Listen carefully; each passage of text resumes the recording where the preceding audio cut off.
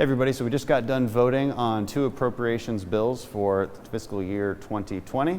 Here's the truth about what's in those bills and why I voted for them. I'll say this, I had some concerns, mostly because we're still spending too much money as a country. The top line spending is still too high. So why did I vote for these?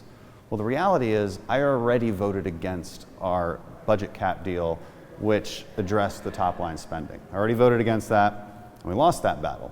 So now with appropriations bills, we're voting on what to do with that money that was already authorized. We don't have to like the top line spending, but I do have to admit, this was a well-negotiated deal. The things that were in these appropriations bills were good. For instance, more money for border wall, more money to hire more border agents, removal of taxes on insurance and medical devices, which will drive down costs for healthcare. The Secure Act, which gives millions of Americans access to retirement accounts, makes their retirement easier. Good things for Houston, like money for maintenance in the Houston Ship Channel and FEMA disaster relief money.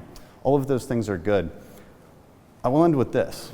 When we're concerned about the long-term debt, and as a millennial, you bet that I am, we have to be concerned with mandatory spending. Discretionary spending, which is what we voted on today, the things we vote on and fight about every single year, that really only accounts for about 30% of our total spending.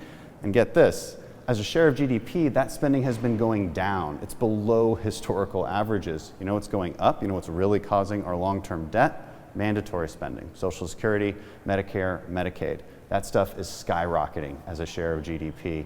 That's what we have to be worried about, especially as millennials and Gen Z.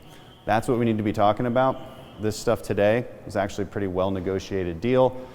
Didn't like the top line, but I reluctantly voted for it because there's some good things in there. And you should understand the truth about what's causing our debt and what was in this deal today.